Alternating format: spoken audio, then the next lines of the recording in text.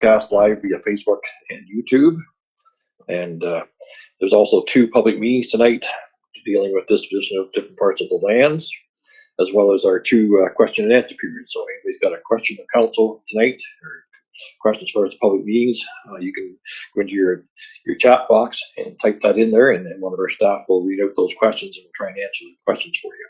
So that's something a little different tonight there. So other than that, we'll call the meeting to order, and I'll ask the clerk for the roll call, please. Your Worship, all members of council are present. Thank you very much, sir. Item number 3 is review of revisions or deletions to the agenda. Anybody got anything else you want to add to the agenda at this point? If not, I got a motion moved by Councillor Jelly, second by Councillor Whalen. Be resolved that City Council approves the agenda as printed. Is there anybody opposed to that motion? Hearing none, that motion is carried. And item number 5 is the disclosure of pecuniary interest or general nature. Is anybody any pecuniary nature they want to put forward at this point? Seeing none, we'll go into the review and adoption of the council minutes. And I got a resolution moved by Councilor MacArthur, second by Councilor Ferrier. Be resolved that City Council approves the following minutes as printed. A, the regular meeting of council held April 7th, 2020. Is there any comments on that set of minutes? Hearing none. Anybody opposed to that set of minutes? Hearing none, I'll consider that motion carried. There's 2 public meetings pursuant to the Planning Act, Municipal Act, and other statutes tonight regarding potential disposition of land. The first one is the applicant is First Cobalt. The property is a portion of the Lorraine Avenue, and the purpose of the meeting is that the applicant owns on either side of the road allowance and requires contiguous ownership. And the purpose of this public meeting is to present to the council and the public details related to the proposed disposition of land, being a portion of the Lorraine Avenue. The meeting also allows the public to provide comments on the proposed disposition prior to council making a decision. So I now declare this to be an open public meeting, and request the clerk Dave Treen to outline the details of the proposed disposition. Mr. Treen. Thank you, Your Worship.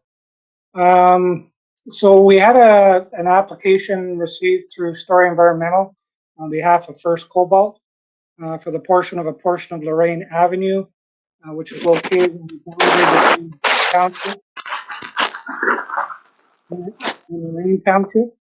Currently, First Cobalt owns on either side of the subject property, and they're looking to have a continuous ownership between those pieces. And by acquiring this portion of Lorraine Avenue, that would permit that. And council authorized staff to continue with the potential disposition through a resolution at the March 24th regular meeting. And as you can see on the screen, this is just an aerial photo. We'll start off by, if you can see Silver Center Road off to the top and right there, and then there's Buckbrook Road adjacent to it. Silver Center Road, formerly 567. There is a road that comes, traverses across the property, and you can see the boundary between Buck Township and Lorraine Township. And Lorraine Avenue is on the north side of the boundary line. It's 33 feet wide, and whatever the width of the property is there. So they own the refinery in Lorraine Township, which is a non-incorporated township, and they own the vacant land north of that, as shown on the aerial map. So all municipal land for the municipality is done through our disposition of land bylaw, being bylaw 2015-160. We're recommending a direct sale to First Cobalt and based on section 3 of the bylaw. The determination of value. We recommended a price based on recent land sales of $500. and First Cobalt would pick up all associated costs, any legal fees, reference plans, that sort of thing. And there was the public meeting, which is what we're having at the moment, through our community bulletin as a requirement under Section 6. So additional information, there is a reference plan being prepared by First Cobalt at their expense, and that's required for a legal description of the subject property, as council will have to adopt a stop up and close bylaw for that portion. There's no public comments to date on the application. So the next steps, of course, conditional on if there's any comments this evening, we would have to adopt a stop up and close bylaw for that portion of Lorraine Avenue. And then an administrative report would come back to council recommending a purchase and sale of the agreement. And that is it.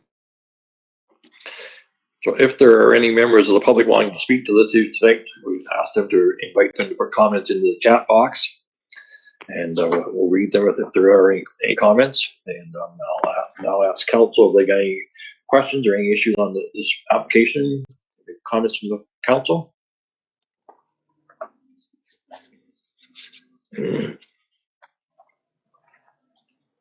I'll ask Shelley if there's any comments coming through on the chat box. No comments so far, Mayor Kidd. Okay. We'll give them a minute there, and then we'll go on the rest of the meeting. Mayor Kidd, if I could just ask a question on. Certainly. Go ahead. Yeah, sorry, my microphone didn't come on immediately. My only question is, and I believe I know the answer, this part of Lorraine Drive or Road, it doesn't lead to any other property belonging to.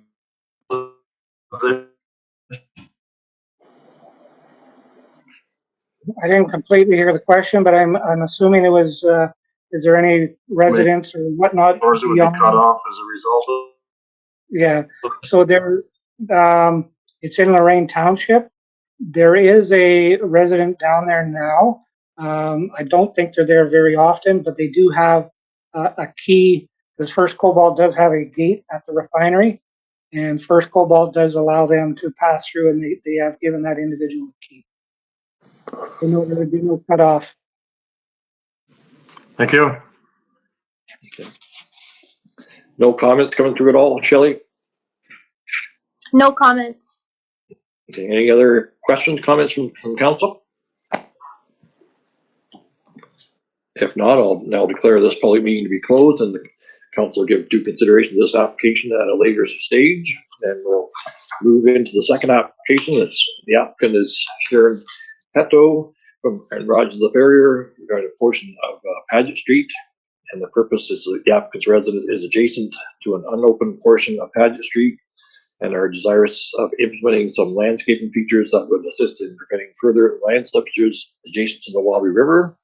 So the purpose of this public meeting is to present to the council and the public details related to the proposed disposition of land being a portion of Paget Street. And the meeting also allows the public to provide comments on the proposed disposition prior to council making a decision. So I now declare this to be an open public meeting and request the clerk to provide details to this proposed disposition.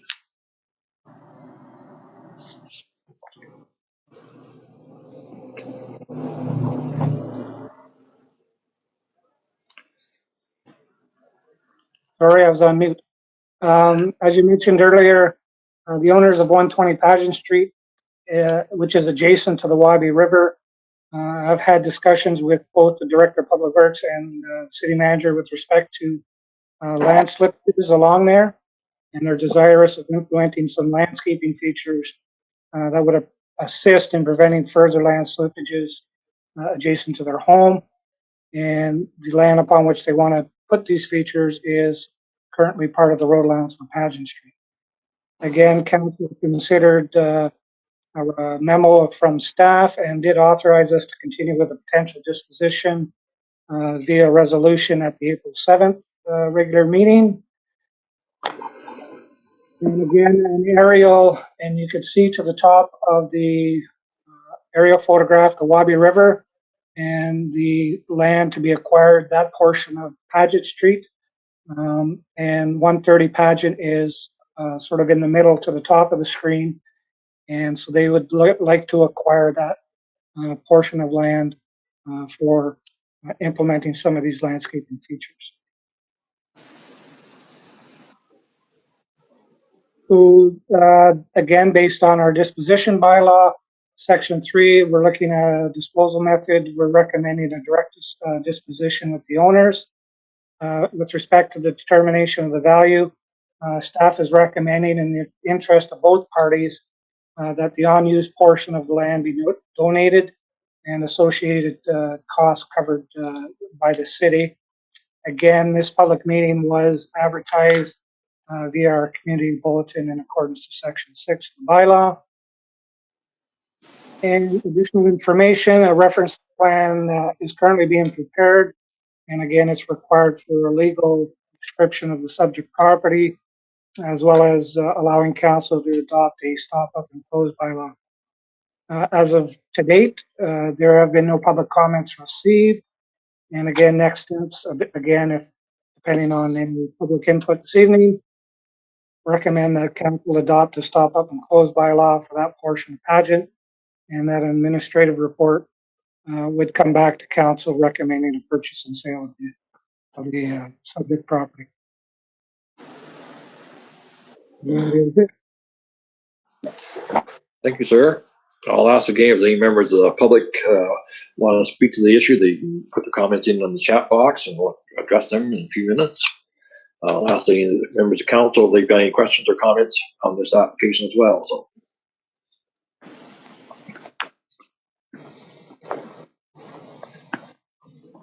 None of the neighbors had any comments at all, Dave? No.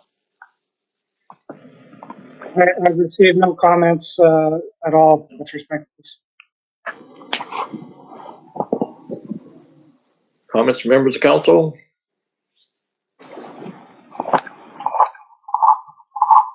I don't know.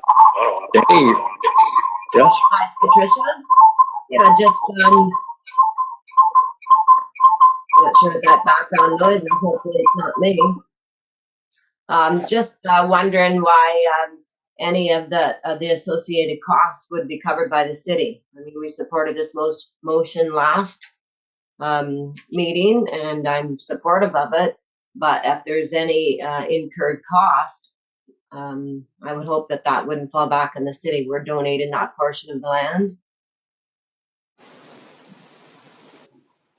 Any comments, Dave or Chris? I'm not sure if Doug's in the meeting or not, but I would defer that back to him because he had the original discussions with Mr. LaFerriere and Sharon Hitu. I'm not sure if Doug's available or not. Through you, Clerk Treen, to Mayor and Council, Doug is here. Our discussions that were held with Chris, myself, and the property owners indicated that there was slippage both on their property and a portion on the Paget Street portion that we're looking to dispose. I will comment that there is also a gas main that is on that particular 66-foot easement that crosses the Wappy River at that location to the north side. We will not be transferring the entire property, the entire 66-foot width to the property owners, as our agreement with now Enbridge Gas requires them to have access for any maintenance and construction purposes. The property owners have agreed that they would look after any construction costs with regards to stabilization to protect their dwelling and their property, as well as that they are acquiring. So for that reason, it was a decision of both Chris and myself to recommend to council that there be no cost to the property owner at this time for the acquisition of the property.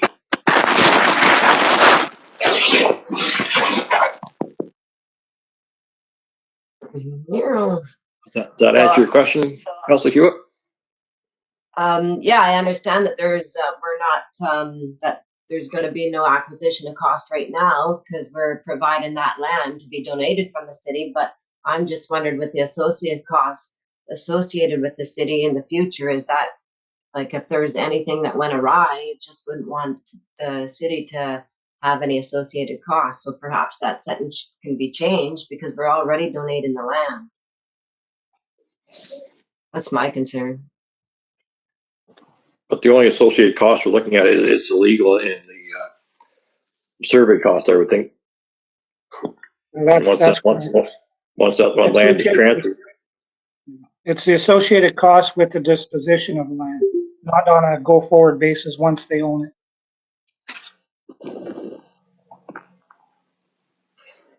Does that answer your question there, Councillor Hewitt? Yes, Mayor Kidd, thank you. Okay. Any other comments? Councillor Whalen? Yeah, I do have, if I may, just my question would actually apply to the previous one and this one. I'm in favor of both of these because I think there's more benefit to disposing of the property than hanging on to it. But when we say we're going to dispose of a piece of land at X number of dollars plus associated costs, so when we put in that road allowance, there was no cost at the time. Whether it was 50 years ago or 20 years ago, when we claimed that portion of property as road allowance, we didn't have any survey costs or anything. More of a curiosity question.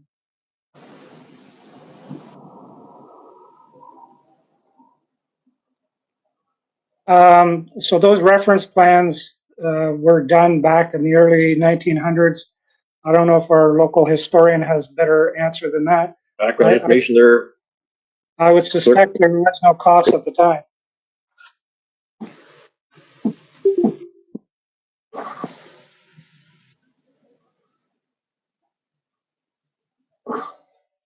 Yeah, no, my question is more out of curiosity. So if we put in a subdivision today and it gets 3/4 completed and we have road allowance that we're going to stop up and close, there is an upfront cost when we first create the road allowance. Like I say, I don't want a long discussion on it. It was just more of a curiosity question.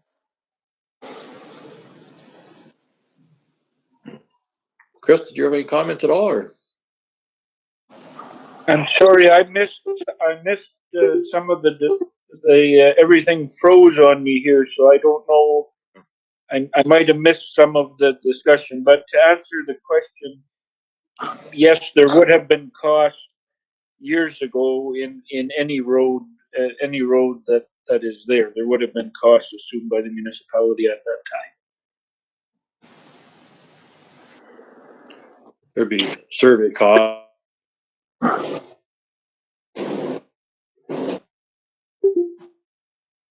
and registration costs, I guess, with the land registry office, I would think, eh? So, I guess I'll move on to Director Shelley. Is there any comments on the chat box at all? No comments, Mayor Kidd. Okay. Any last comments from council? If not, I'll declare this public meeting to be closed, and council will give due consideration to this application at a later date as well. We reached the first question and answer period. Is there any questions on the chat box, Shelley, or is there any questions from council at this point? There are a couple questions from members of the public. They don't relate to anything on the agenda. Would you like me to read them? Sure. That's what the question period's for. Sure. So we have a question from Robert Ritchie asking if council is going to be considering just dismissing property tax for Temiskaming Shores museums. Chris is probably the best person to answer that question.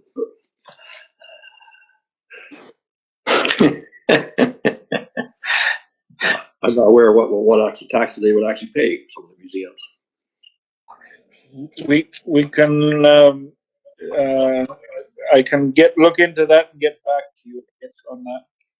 Yeah. Okay. Okay, we'll get back to Mr. Ritchie on that. Second question. We have questions from a few people asking when the dump will be reopened. Well, that's something we're going to have to look at. I mean, we're worried about social distancing there and people going in there and dealing with cash and that, which is the problem with the attendant at the dump site. What we're looking at and starting to discuss is whether or not we have an amnesty week or 2 or 3 amnesty weeks, or maybe even a couple of amnesty Saturdays sometime in May, depending how this coronavirus proceeds here. At this point, we really don't know when it's going to be reopened there. We'll be discussing that more in the next 2 or 3 weeks, and we'll make an announcement probably sometime, probably second week in May, as to how we're going to proceed with the dump. Okay, another question, just in regards to transit fares and if they are going to be free in May as well. That one I could answer, Mayor Kidd. So I did have, the transit committee is meeting on the 29th, but our recommendation is to continue with free transit for the month of May, and the transit committee will be discussing that further at their April 29th meeting. But for now, it looks like transit will be free for the month of May. I don't know if Councillor MacArthur may wish to comment on that further. Not right now. I think that we still have to have our meeting, and as long as the service is going along smoothly and we're not having any problems, I think it's a great service, and I think we'll know more the first part of May. Yeah, I think it's still critical to get people to work and get people to get their critical shopping done and do that transit service. So hopefully it'll continue. So, other questions? Could I just add one more thing on transit? We have had reports of people who are going on joyriding on the transit. We're really trying to keep the transit operational, particularly for essential workers who rely on transit to get to work. We realize many of our residents also use it to get groceries and other necessities, but we really want to encourage people to limit their use of the transit unless it's for essential purposes. So, if they could, as in other recommendations, try and do their shopping once a week and not to go out simply for an outing, but to really adhere to the distancing that we want to try and keep on the transit system. And I'd like to just throw in the fact that we do have cameras on those buses, and if people are joyriding or doing anything they're not supposed to be, believe me, their picture will be on the camera. And we do want to encourage physical distancing on the buses, so that if they get too busy, then you can't keep the distance between patrons on the buses there as well. So, any other questions at this point, Shelley? Yeah, one more. When are the potholes going to be fixed in Bros subdivision? We are expecting the new patching machine very shortly, and we'll start patching as many potholes as we can all summer long. So, unless Director Walsh has any other comments? We have crews on the road, and they're patching as many as they can with what we have right now. And as Mayor Kidd has said, we are anticipating the patcher to be delivered next week. We'll have some training on it, and then it will be out in full force. Thank you, sir. Any other questions? That looks to be it. Okay, well, we'll see if any more come in for this second question and answer period. And it'll be later on this evening. We'll move on to item number 10, the communications. 10A is a letter from Stuart Strathern, the mayor of the town of Midland. That's regarding support to waive property taxes completely for 2020, and that's received for information. 10B is a letter from the Honorable Steve Clark, Ministry of Municipal Affairs and Housing. That's regarding an update on the planning applications. That's been received for information. 10C is a letter from the Association of Municipalities of Ontario regarding the update of Bill 189, the Coronavirus Support and Protection Act, and that's been received for information. And 10D is a letter from the Honorable Steve Clark, the Minister of Municipal Affairs and Housing, regarding the update on provincial emergency, and that's been received for information. So I've got a motion moved by Councillor Foley, second by Councillor Hewitt. Be it resolved that City Council agrees to deal with communication items 10A through 10E according to the agenda references. Is there any discussion on those correspondence there?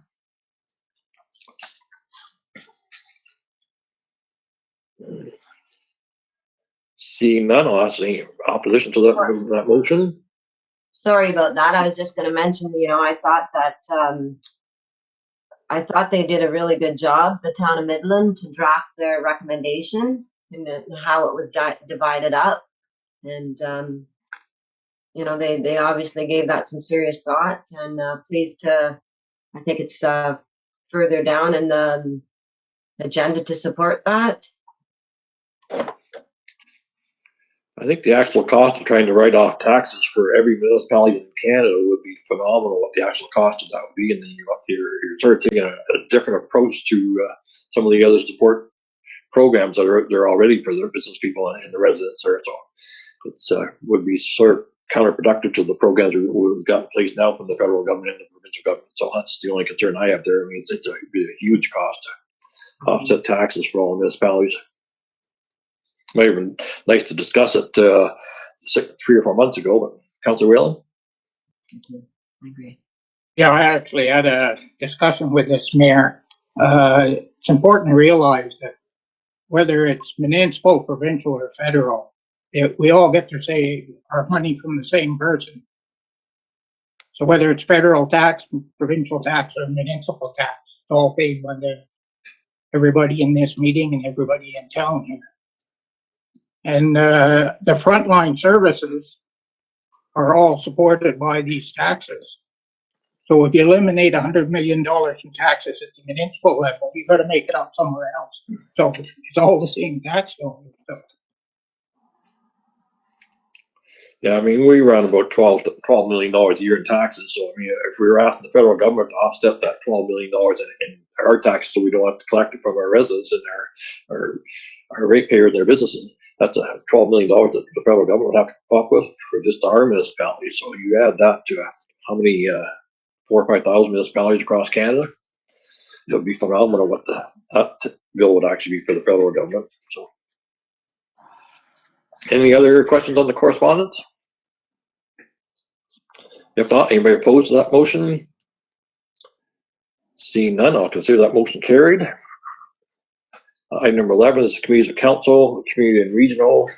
And I've got a motion moved by Councilor MacArthur, second by Councilor Jelly. Be resolved the following minutes and the reports be accepted for information. A, the minutes of the Temiskaming Shores Public Library Board being held on March the 18th, 2020. Any comments on that set of minutes? On the library board? Seeing none, anybody opposed to that motion? Seeing none, I'll consider that motion carried. There are no committees of council internal department reports. Is there any reports by members of council tonight?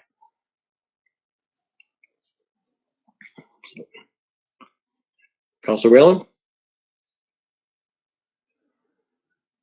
Yeah, just quickly, I'll say we did have a corporate services meeting and a public works meeting, and most of the discussions evolved around cash flow for the municipality and what we can afford to do and what we can't afford to do. So there is some motions coming up tonight that came out of those various meetings.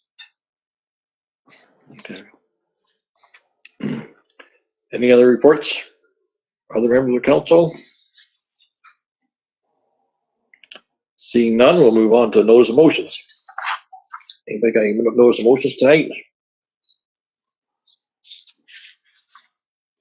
Seeing none, we'll move right into the new business then.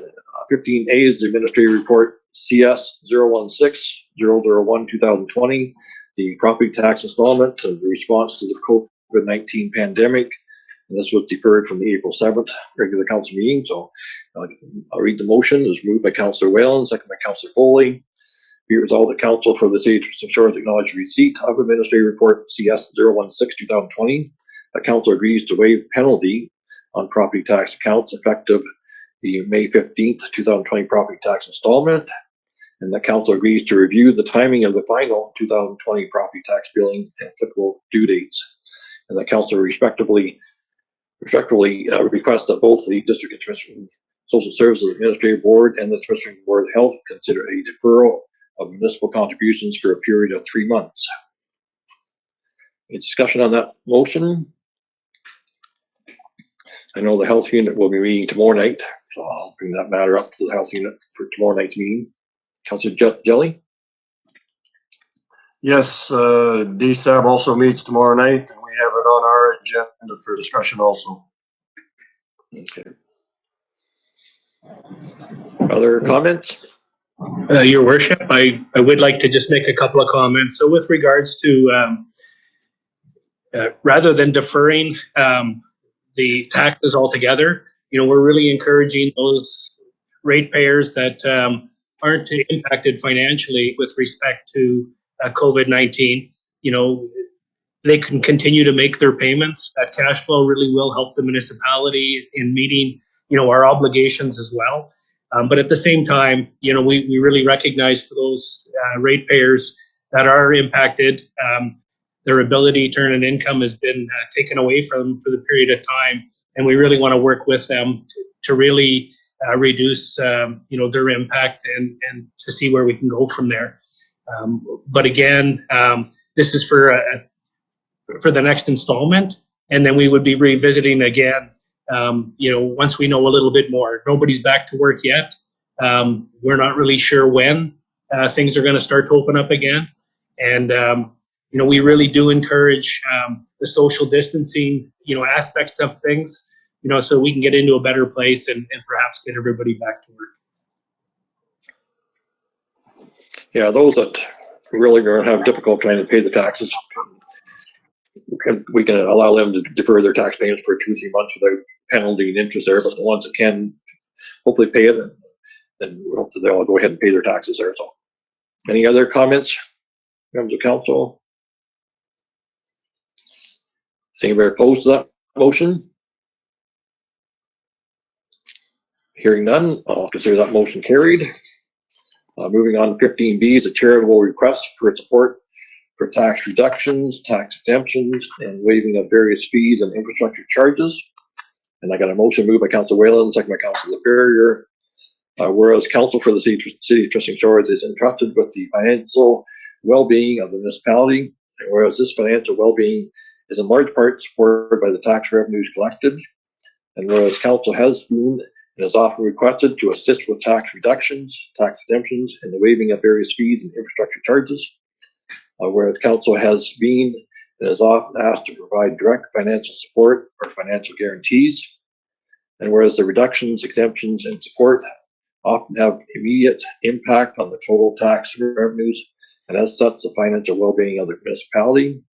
Now, therefore, be it resolved that Council for the Corporation of the City of Temiskaming Shores hereby brings into effect the requirements of all tax reductions, tax exemptions, waiving of fees, and waiving infrastructure charges hereby be supported by the submission of financial reports to the municipality. And further be resolved that the resolution apply to all current and future reductions, exemptions, and requests. And further be resolved that these financial reports be in the way of most current registered audit, charitable status reporting, lottery license reports, or business plans.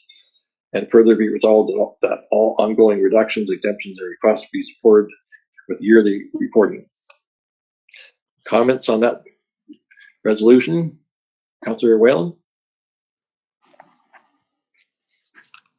Yeah, thank you. When we discussed this, I believe at our last council meeting, when we had a request come in, I reached out to some of our colleagues across the north and across the south, and to be honest with you, they were actually quite surprised that we didn't already do this.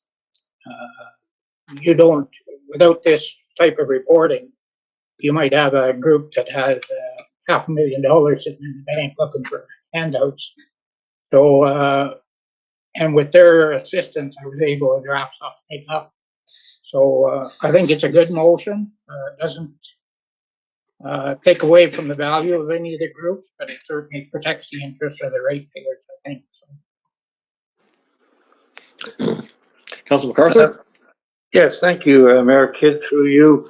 I don't know whether or not we could add this as a clause or another recommendation, but I'd like to add my thoughts on in-kind services.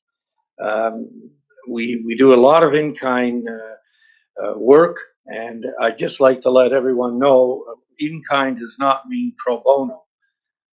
Over the years, the Recreation Department has assisted different fundraising events on annual events such as the former Bikers Reunion, Summerfest, Fall Fair, now the Craft Beer Village Noel, plus many other venues which are grouped in as overtime hours that have been used. So these employees either are getting paid extra on their paycheck or time off, which to me is the use of taxpayer dollars. This is not about volunteers. That's a whole different ballgame. Every time the city's name is on a logo, is used for a promotion, a special event, or whatever, it means we have financially supported the function by paying for a poster or paying for towards a part of a function, which may be from economic development budgets, which come say the taxpayer ends up paying. So the time has come, I feel, to give a clear definition of in-kind services, because it's not free. And I don't know whether this is a separate situation or we could add this on to Mr. I think most of these requests, Council McCarthy, come into our Recreation Department or our Public Works Department, and I think when we approve the in-kind services, we can make it a condition that they do actually provide financial reports back to the municipality. I mean, that can just be one of our clauses in there when we do address these individual requests at our recreation meetings or our Public Works Committee meetings. Like that can be done. I appreciate that if that can be done that way. Yeah. Any other comments? Your worship, I do have a question, and I do support the idea of collecting the information. My question is, what are we going to do with it? And it's great to ask for it, but what's the criteria around? So we get these financial statements. If they have, and I'm just going by the comment that was made earlier, if they have $50,000 or $60,000 in the bank, is that the criteria that we're going to look at to say yay or nay? And I think we need to have some kind of a policy around why we're collecting it, who's going to be looking at it, and who make an ultimate decision, or we're just wasting people's time. Just my thoughts. Thanks. I'm thinking of the report, Jeff, that Village Noel presents to us. It gives us the numbers and their anticipated visitors to the event. It gives them their cash flow numbers, their statement numbers, or their financial statements. So we get all that information comes back to council, and at least gives council some information on how the event went and whether it made money or lost money for the group. So it's probably good for council if you understand that. That's just Village Noel. That's not any of the other events. Right. I'm not talking about the most recent addition to the question or to the motion. I'm talking about the original motion that was made. We're talking the original. Okay. So. Yeah, could I just say, Mayor, that I feel that it's working out just great since after the reunion, the bikers reunion, we did pass a motion to ask for financials of all different events that the city was sponsoring or helping with or in kind, and we've had no problem at all with Village Noel. We've had no trouble with the craft beer event, and I think this motion will take care of all the rest.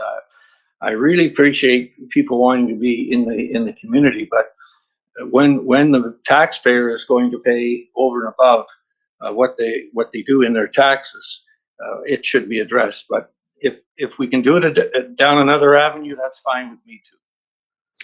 Councillor Jelly?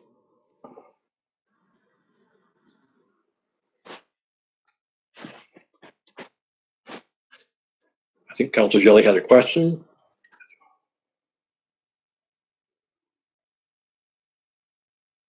Yes, if I may, Your Worship, I'm sorry, for some reason my laptop keeps cutting me out. this motion that's before us now, I'm going to object to it in principle. I think it's a lot being asked there. It's going back, I believe, to question again, whatever you want to call it, the most of to subsidize some of the business, not businesses, but some of the well, businesses in the city. And I think before this is done, I'm just not comfortable with, I think this is all encompassing. And I do believe as a councillor, we have some responsibility to respect what councils before us have done.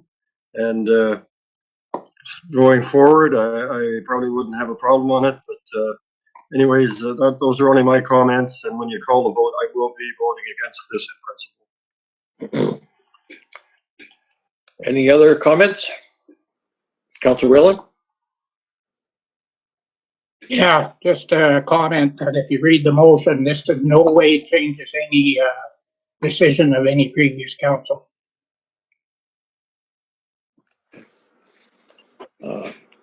Seeing we might have some people oppose this, I'll maybe ask for a recorded vote if the clerk wants to go ahead and do that. I just wanted to mention, I'm not sure if you've seen me, my hands, so All right, no, go ahead. I just wanted to mention, you know, how it will be difficult to provide that information for a new event that wants to get established. So that's one of my concerns. Well, this motion deals with any just decisions made from previous councils, really, and any events going forward. But I mean, it will be retroactive reporting to the actually after the event or after their annual year ends and their audits.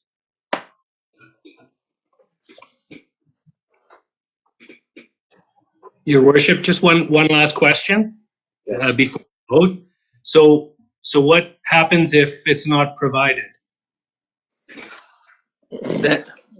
I've got a good idea. We don't support that event. The city does not support that event. The taxpayers don't pay another red dime. But Mike, you're talking about an event, but we're also talking about groups where we are offering a discount on their taxes. So I want to make it clear so that I understand what the consequences are. There's nothing in this motion other than collecting financial data. I just want to understand before I vote, what is it we're voting on? Just collecting the data? Because we have no policy, we have no direction around what we're going to do with it. Yeah, this deals mainly with rebates of taxes. So some of the different organizations that have been supported in the past. So it's a matter of how are we going to look at their financial statements and decide at a future date whether or not we want to trim some of the support or whatever. That's has to be decided, I guess, by this council as well. So, Councillor Whelan? Yeah, just quickly, if Councillor Ferrier is looking for an amendment that we develop a policy based on this motion, I'd support that.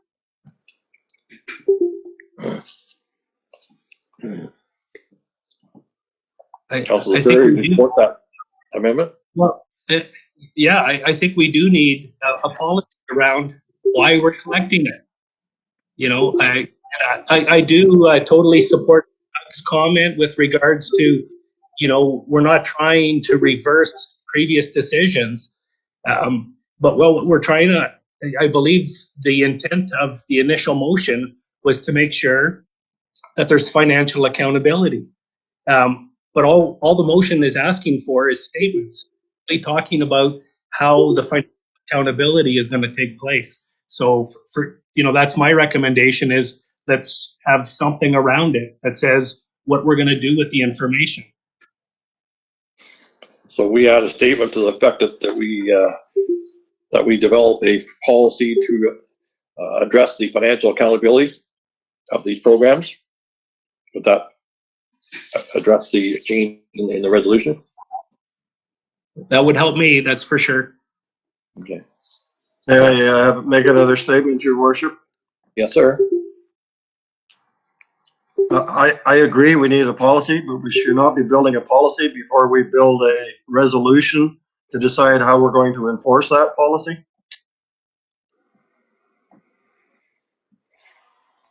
I just think this one, and when I read it, it's kind of open-ended and I'm not comfortable with it. Noted. We do have a motion, and it's a slight amendment that we're adding up the last statement. I guess we'll ask the clerk for a recorded vote, and then we'll go forward from there. I just have one question. Are we adding Jeff's amendment to it? Yes, that we Okay, develop that's a policy to address the financial accountability. okay.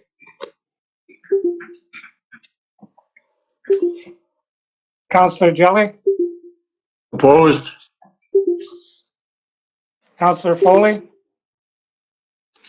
Opposed. Councillor MacArthur, In favor? Councillor LaFerriere, In favor. Councillor Whalen, In favor. Councillor Hewitt, In favor. Mayor Kidd. In favor. Your worship, the motion carries. Thank you, gentlemen. Moving on to 15C is memo 006 2020 CS, the amendment to the lease for Dr. Smith and Dr. Lacoste. And the motion is moved by Councillor Foley, second by Councillor Hewitt. Be resolved, the council of the city of St. George hereby acknowledge receipt of memo 006 2020 CS. And the council directs staff to prepare the necessary bylaw to amend bylaw 2020-029 for Dr. Smith to add a 60 square foot examination room, and bylaw 2019-142 for Dr. Lacoste to remove a 60 square foot examination room for consideration at April 21st, 2020 regular council meeting later on tonight. So, any comments? Anybody opposed to that motion? I'll consider that motion carried. 15D is Administrative Report CS 017 2020, the Community Choir lease. I got a motion moved by Councillor MacArthur, second by Councillor LaFerriere. Be resolved, the council of the city of St. George hereby acknowledge receipt of Administrative Report CS 017 2020, and that council directs staff to prepare the necessary bylaw to enter a lease agreement with the community choir for the rental of space at the Nilisca Community Hall for consideration at the April 21st, 2020 regular council meeting. So, any questions, comments? Councillor Jelly. Yeah, just a housekeeping comment. It may have already been caught and corrected. I don't have it up in front of me, but when I read the working portion of the agenda to do with this, the one portion that was printed out with the community choir name in it also contained the name of another organization. And I understand, I mean, you pull these things up on computer and then change the names. There was some names missed in the one report. You may want to be corrected before it's signed, sealed, and delivered. They're minor, just a name change. Clerk can maybe make any corrections to that if there is a couple typos in there. Any I'll other take a comments? review of that and, make whatever changes are necessary. Thank you, sir. Any other comments? Anybody opposed to that motion? Hearing none, seeing none, I'll consider that motion carried. 15E is Administrative Report PW 010 2020, the Shelley Herbert Shea Memorial Arena roof replacement. And I got a motion moved by Councillor Jelly, second by Councillor Hewitt. Be resolved that council of the city of St. George hereby acknowledge receipt of Administrative Report PW 010 2020, and the council directs staff to prepare the necessary bylaw to enter into agreement with Blanchfield Roofing Company Limited for the replacement of the roof at the Shelley Herbert Shea Memorial Arena, as detailed in the request for quotations, PW RFQ 004 2020. Option B at a total offset cost of $421,620, plus the applicable taxes for consideration at the April 21st, 2020 regular council meeting tonight. So, any comments on that motion? Anybody opposed? Or Councilor Jelly first? Yeah, I just have one comment, Your Worship. We're having another webinar or whatever concerning our recreational master plan. I would certainly hope that there's nothing in that master plan that would indicate anything not being done with the Haileybury Arena. No. As far as I'm concerned, there isn't anything. And that if I can finish, just to make sure, I mean, I certainly would not support anything to do with it, with not having that arena, but I just wanted to make that point that we do have the seminar concerning the master plan coming up, I believe, next week or later this week. Thank you. Councilor MacArthur, you want to comment? And then Director Baum can make a comment as well. Sure. As far as I'm concerned and what I've heard so far in the master plan, we intended to keep 2 arenas. I think minor hockey would not be too happy with 1 arena right now. And that roof has to be fixed, as you well know, and I know you're not against fixing the roof, but it's something that has to be done. And I do believe right now, the way we stand, we need both arenas. We just need it for minor hockey in particular, and maybe even the figure skating groups might use both as well. Director Baum, do you have any comment at all? Sure, I can comment. So the consultants who've been working on our master plan have been made aware of the investments that we've been or planning to make this year into our roof, and also the investments that we're looking to make into the roof at the Worcester Arena, amongst other improvements to accessibility. So they have considered that, and will consider that as the plan comes back to council. I haven't seen the entire plan yet, but they are, as far as I'm aware, they're not considering removal of an arena at this point. I think our usage justifies having those 2 ice surfaces for the time being, and further on in the future, there may be some recommendations about that, but we are looking at many years in the future as our demographics change. Thank you, sir. Any other comments? Councilor Jelly? Yeah, yes, that's perfect. I mean, that's what I want to hear. I certainly support having both arenas. I just don't want us to have the cart before the horse. That's all. Okay. Any other comments? Anybody opposed to this motion? I'll consider that motion carried. 15F is memo 007 2020 RS, the splash pad project, and I got a motion moved by Councilor LaFerrier, second by Councilor Foley. Be it resolved, the Council of the City of Torrance hereby acknowledge receipt of memo 007 2020 RS for information purposes and direct staff to consider a deferral of the splash pad project as part of the 2020 capital budget review. So with all the coronavirus going on here, it doesn't seem fit that we go ahead and construct that, and we'll probably will end up being able to be used this summer anyway. So Councilor MacArthur, you got a comment? I just wanted to pass it along to Director Matt. He was at a meeting today, which we had the splash pad committee there, along with a couple of people from the Rotary Club, and maybe he'd give you a quick comment. Sure, no problem. So, like Councilor MacArthur said, we did have a meeting today for our splash pad committee, where I updated them on progress since our previous meeting at the beginning of March before the pandemic happened. So essentially, the splash pad is at a point now where it is not quite fully funded. As well, we're running into various issues regarding COVID-19, such as cash flow with the city and ensuring that we're going to be not running into issues with that, as well as things like deadlines regarding grants we applied for and also grants we received, like the OTF. What I did, and the point of this memo was just to update council that I had reached out to the OTF to look at options about this grant to ensure that we wouldn't lose it, I guess, if push came to shove. So there are options available for us, but we just need a recommendation from council if that is what we're going to do for this project, that we need to pass information along to the OTF to make sure that they're going to allow us to do that and receive notice that we are doing that. The only other thing I would mention is that the committee has requested that I look into options to potentially mitigate any cost increases that we might have if we were to do for this project, which might look at something like using some of the donated funds that we have currently right now to purchase some of the physical assets that would be going towards this spray pad project. So we know the cost won't increase on us for 2021. Thank you. Good. No, I think the fundraising groups will still carry on their fundraising, and they'll have more of that money raised by next year's project start date as well. So any other comments?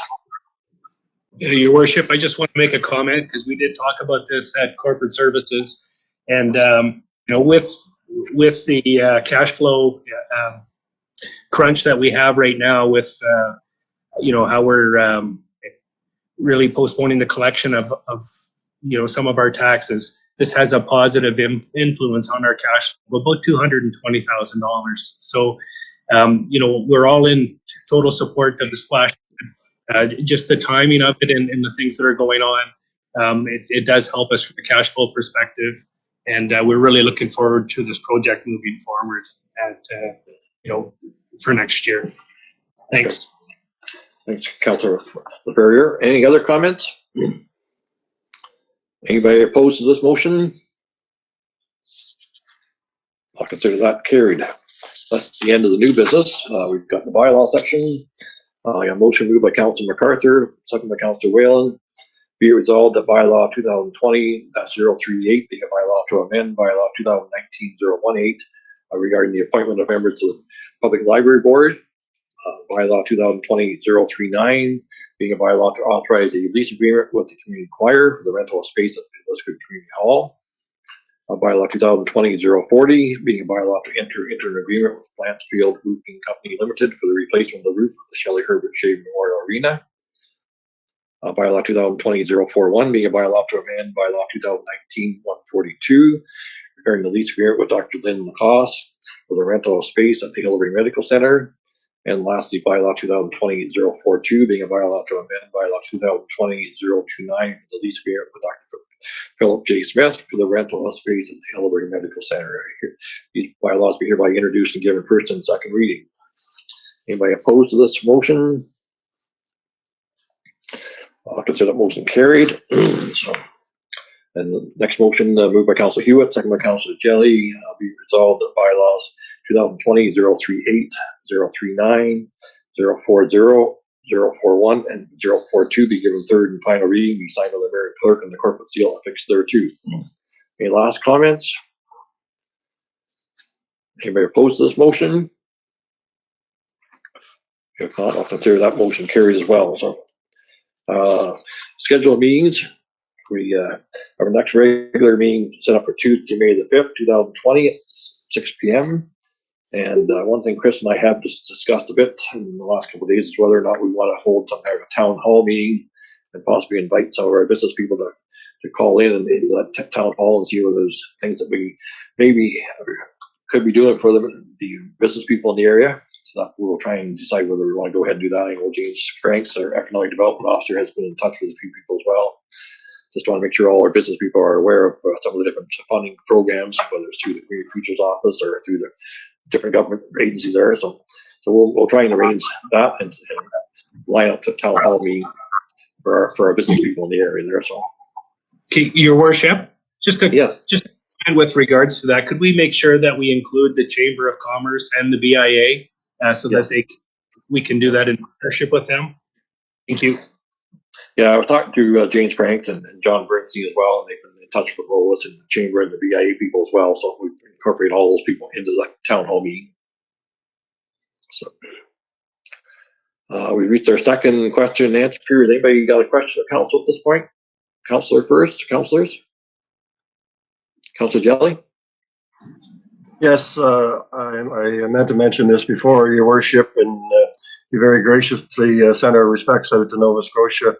I just wanted to make you aware that the Royal Canadian Legions will be putting their flags at half-mast tomorrow in remembrance and out of respect for our fallen comrades and for all the citizens of Nova Scotia.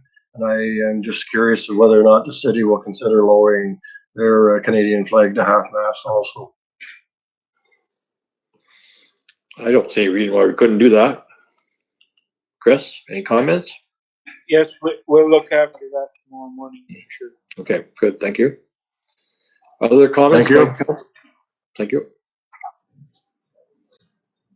Your worship, not a comment, but a question. And you know what? I did talk to Steve Burnett.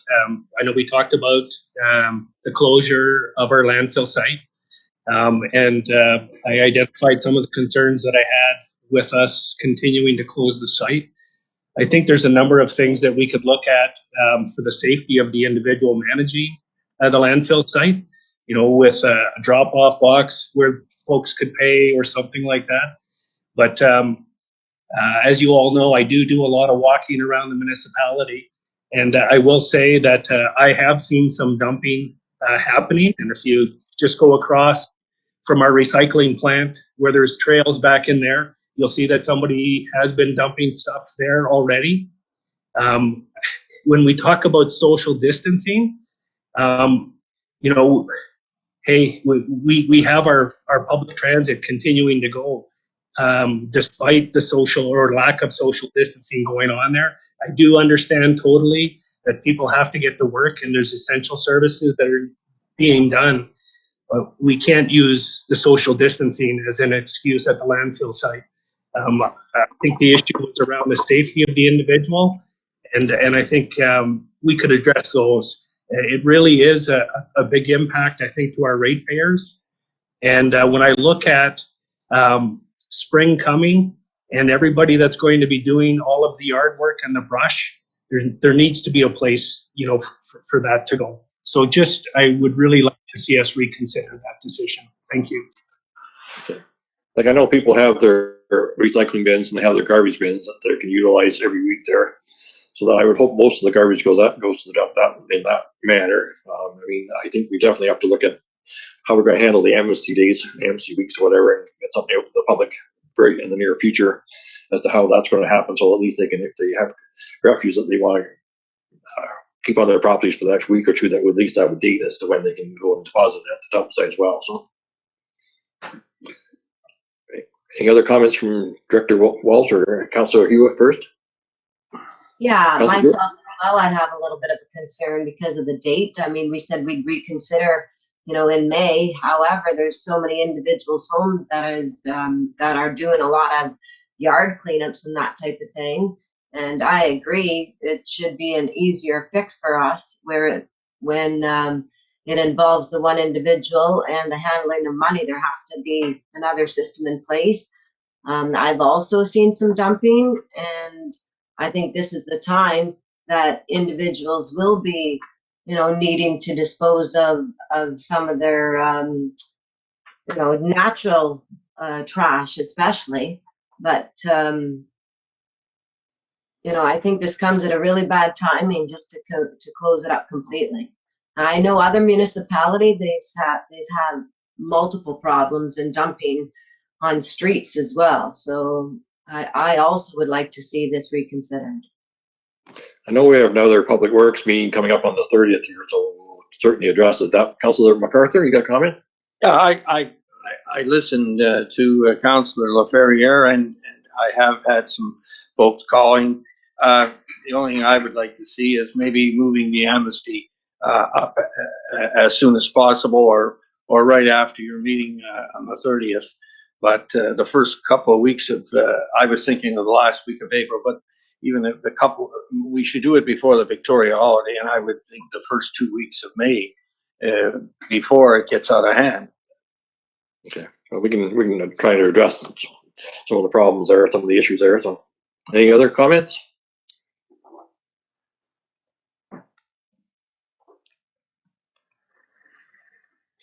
Okay, have any questions on the chat box? Chat box, I should say. No questions, Mayor Kidd. Okay. If not, we'll move on with our confirming bylaw. Motion moved by Councillor Ferrier, second by Councillor MacArthur. Be resolved that bylaw 2020-043 being a bylaw to confirm certain proceedings of the council of the Corporation of the City of Temiskaming Shores for its regular meeting held on April the 21st, 2020, be hereby introduced and given first and second reading. Anybody opposed to that motion? Consider that carried. And resolution moved by Councillor Whalen, second by Councillor Hewitt, be resolved that bylaw 2020-043 be given third and final reading, be signed by the mayor and clerk, and the corporate seal affixed thereto. Anybody opposed to that motion? Consider that carried. And if there's no other further comments, we have a motion moved by Councillor Foley, second by Councillor Ferry, that the council adjourns at 7:05. Is anybody opposed to that motion? If not, we are adjourned. Thank you, gentlemen, ladies. Appreciate that. We'll see each other in the next meeting. Good night. Thank you. Nice. Right on.